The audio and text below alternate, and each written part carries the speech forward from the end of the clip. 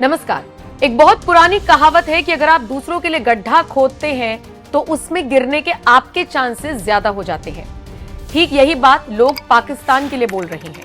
हालांकि पाकिस्तान में जिस तरीके से ट्रेन का हाईजैक हुआ और उस संगठन के तार अफगानिस्तान से जुड़ रही हैं, ऐसे में जो ट्रेन में बैठे मासूम बच्चे हैं उनको लेकर जरूर कुछ लोग नरमी दिखा रहे हैं, लेकिन पाकिस्तान को उसकी सही औकात और जिस तरीके से वो आतंकवाद को पनाह देता है, भारत में आतंकवादी हमले कराता रहा है, उसको लेकर माना जा रहा है कि ये उसी के बीज हैं जो बोए हुए हैं और आज उसे फसल काटनी पड़ रही है।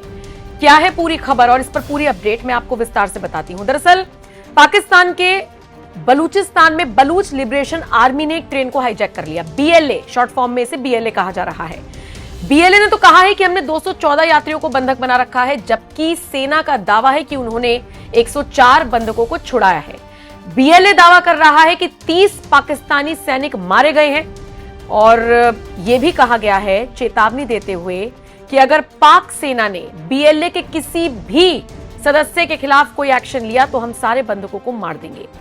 शहबाज सरकार को सख्त चेतावनी दी गई है।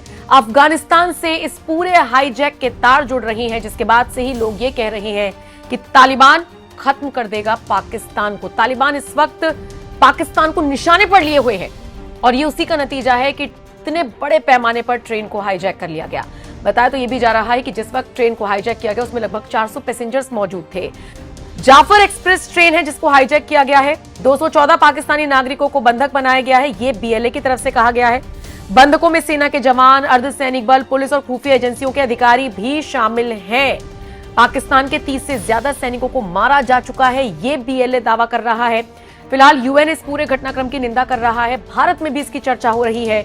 लेकिन इन सब के बीच पाकिस्तानी पीएम शहबाज शरीफ का बयान सामने आया है जिसमें उन्होंने कहा है कि हमारे सुरक्षा बलों का जोश हाई है। जोश हाई हो सकता है, लेकिन बीएलए के लोग कह रहे हैं, उस संगठन के से जुड़े हुए जो लोग हैं वो कह रहे हैं कि अगर कुछ भी होशियारी दिखाने की कोशिश की तो सबको मार देंगे। निश्चित तौर पर बड़ा एक ये ट्रेन हाईजैक है जिसको लेकर दुनिया भर में चर्चा हो रही है, लेकिन सवाल ये भी उठ रहा है कि ये बलूच लिबरेशन आर्मी चाहती क्या है। इनकी सीधी सी मांगे हैं और जिन्हें बलूच कई बार दुनिया के सामने रख चुके हैं।